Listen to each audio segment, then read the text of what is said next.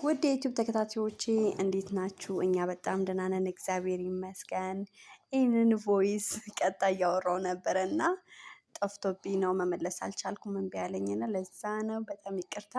እንደዚህ በቮይስ ይሻላል ወይስ በአካል እንደዚህ ፊት ለፊት? እኔ ፊት ለፊቱ ነው የምወደው፣ ግን ስለጠፋብኝ ነው። ለማንኛው ጾም መያዣ እንደዚህ ተሰባስበን ነበረ። ቅዳሜ ቀን ነው። ዛሬ ፏ ብለን ከእናቴ እህቴም አለች ቡና እያፈላን፣ ወንድሜም አለ። እንደዚህ ፏ አድርገን ሰርፕራይዝ አላችሁ እያልኳቸው ነበረ እና መጀመሪያ ቡና ይፈላ፣ ምንድን ነው ሰርፕራይዝ ገምቱ ምናምን እያልኩ እያወራኋቸው ነበረ። እዚህ እየሳቀን ቡና እየቆላው ነበር። ፋንድሻ ምኑ ሁሉም ነገር ዝግጁ አድርጌያለሁ። ቁርስ ስለበላን የቁርስ ሰዓት እንኳን አልቀረጽኩላችሁም። ምሳ ግን ቀርጬዋለሁ፣ አሳያችኋለሁ። እንደዚህ ፏ አድርገን ቡናችን ቆላን። ቡናው እስከሚፈላ ወደ ስጦታ ልግባ ብዬም ስጦታው አሻሽጊያለሁ። እዚህ ጋር ላሳያችሁ። ቆይ አንዴ መጣሁ ብያቸው መኝታ ገባሁና ልብሱ አስመርጫቸው ነበረ። እውነት አልዋሻችሁም። ግን በቃ ልብሱ ስላለቀ የሆነ ጊዜ እናሰራዋለን ምናምን ብያቸው አሁን ልሰጣቸው ነው። የእናቴ እንደዚህ አሽጌዋለሁ።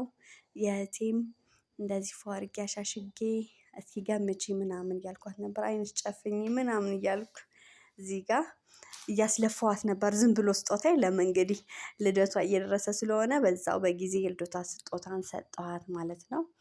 በእርግጥ ለልደት ብዬ አይደለም፣ እንደዚህ አንድ አይነት የሚያምር ልብስ የለንም እና አግብተን የቤታችን ነው የምንኖረው። እሷም ባለትዳር ናት፣ የአንድ ልጅ እናት ናት። እኔም ባለትዳር ነኝ። እናቴ አሁን ከእናታችን ጋር ጽድት ብለን ለመውጣት የሆነ ቦታ ለመሄድ በጣም ነው ደስ የሚለው። የብዙ ጊዜ ምኞቴ ነበረና ይሄንን ፏ አድርጌ ሰጠኋቸው። ክፈቱት ምናምን እያልኳቸው ነበር። እዚህ ጋር እንግዲህ ደስተኛ ሆነዋል። ብቻ በጣም ደስ ብሏታል። እዚህ ጋር በጣም እየጮኸች ነበረ። ይሄ ቢገባልኝ ቪዲዮ በጣም ደስ ይለኝ ነበረ። ቮይሱ ጠፍቶብኝ ነው። ይኸውት በጣም እጅግ በጣም ነው የሚያምረው። እንደው በፎቶ በዚህ በቪዲዮ አያምርም። እውነት በጣም የሚያምር ሽፎን ነው። በዚህ አጋጣሚ ትንሽ የሽፎን እንትን እያደረኩ ነበረ። ኦንላይን ምናምን የምትፈልጉ ከሆነ ሽፎን ምናምን ነው የምሰራው እዚህ አዲስ አበባ። እንግዲህ የልጅ እናት ዝም ብላ መተኛት የለባትም። ዳቦ መጋገር፣ ሽሮ፣ በርበሬ፣ በሶ ሁሉም ነገር ነው የማዘጋጀው እና እንደዚህ በዘመድ በሚያውቁኝ ወረቀቶች ሱቆች ላይ አስቀምጣለሁ፣ ለጥፋለሁ በሄድኩበት እና እንደዚህ ትንሽ ለኪስ የሚሆን አላጣም እና እንደዚህ አድርጌ ፏ አረኳቸው። አይዋቸው እስኪ ሲያማምሩ። የኔ ባይሆን ይቆጨኝ ነበር። እኔ ራሱ ልልበስ ምናምን በደንብ ግን ቁላይቱ ቆንጆ ነው ምናምን እያልኩት ነበር። እዚህ ጋር ዝም ብለን የምትቀርጸው እያልኩት ነበር።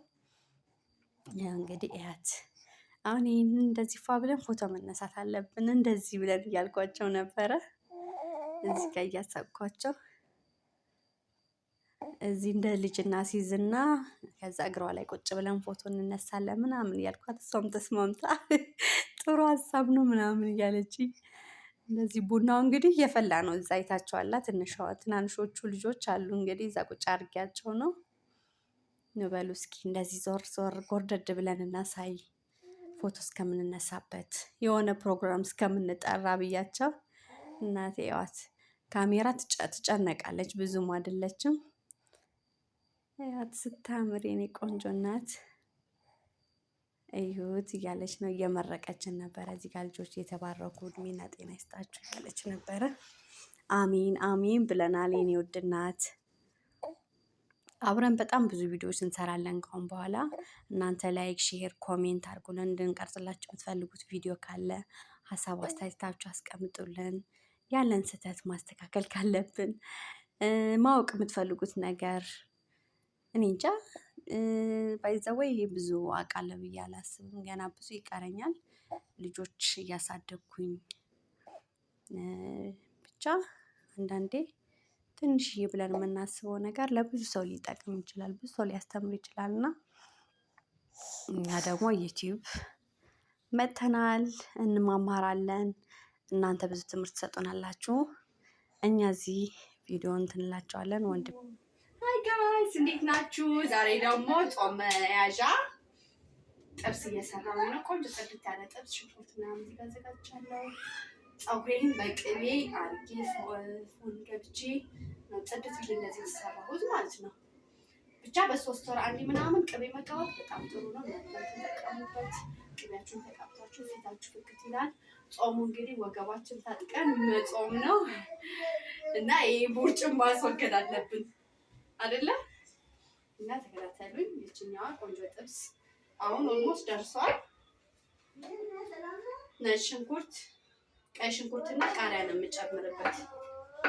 ልጆቼ ስለሚወዱ ነው በዛ ያረኩት።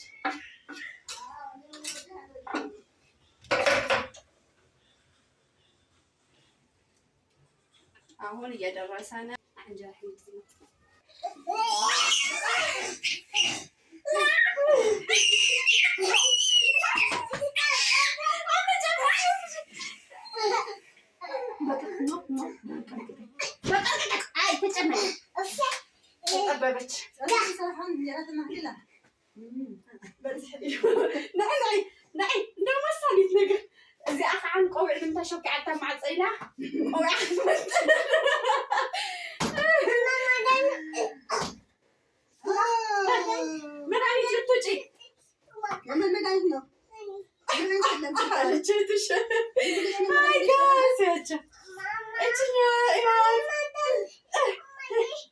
ዝልል ብላ ልትመጣ ነው።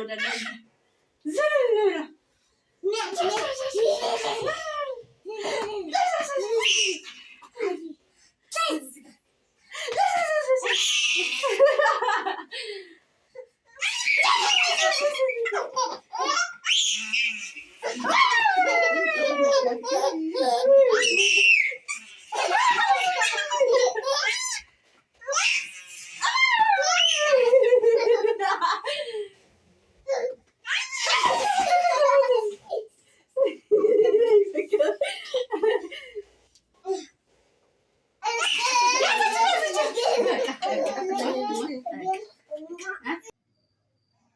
እዚህ ጋር ደግሞ ምሳችን እየበላን ነበር እንደዚህ ተሰብስበን። እኔ ወጥ ላመጣ ምናምን፣ ልጆቼ ደግሞ ተማሪዎቹ መጡና 9 ሰዓት ሞልቶ ከእነሱ ጋር እየተከራከርኩኝ ነው። ብሉ ቁጭ በሉ፣ ዱላ ባቀርብ ምን ባቀርብ አይሰማም። እነሱ ከእነሱ ጋር እንትን እያልኩ ነበር። እዚህ ጋር እንግዲህ ልጅ ካለክ አንተ አትበላም፣ ለልጅ ልታጎርስ። እህቴን እዩዋት እንግዲህ ሙሉ ቀን ልጇን ስታጎርስ በልታለች አልበላችም ራሱ እኛ አናውቅም።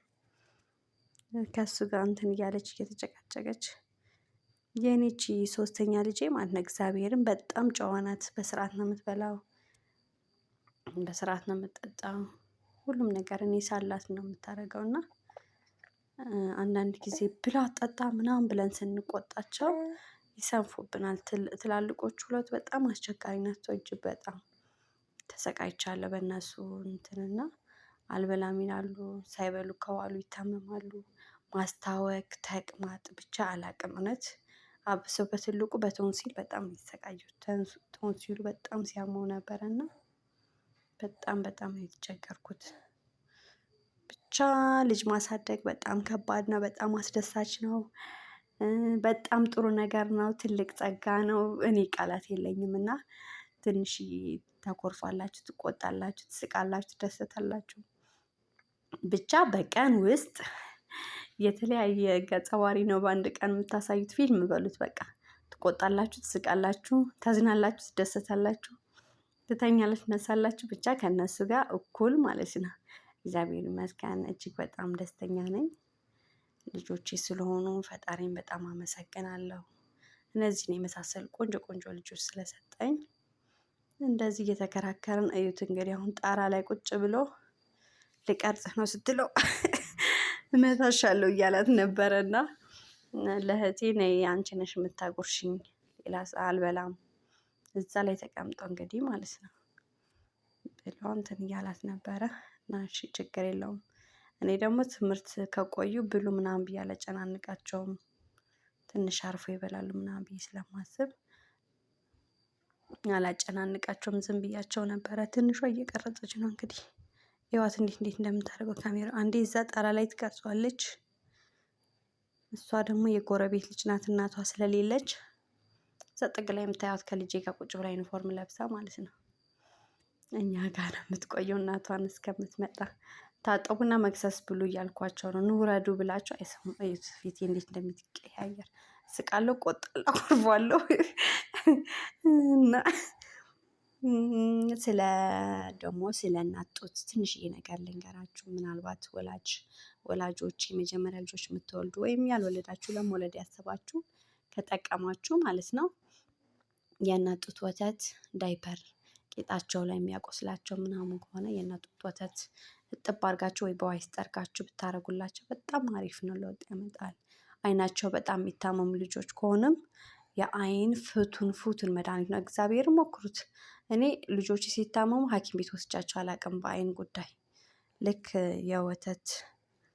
የእናት ወተት ሳረግላቸው በአንዴ ነው የሚድነው። እውነት ቃላት የለኝም። በቃ አሁን ነው እዚህ ጋር ሊያልቅ ነው ወጥ ምናምን ሲባሉ እዩት መብላት ጀመሩ ማለት ነው የኔ ልጆች።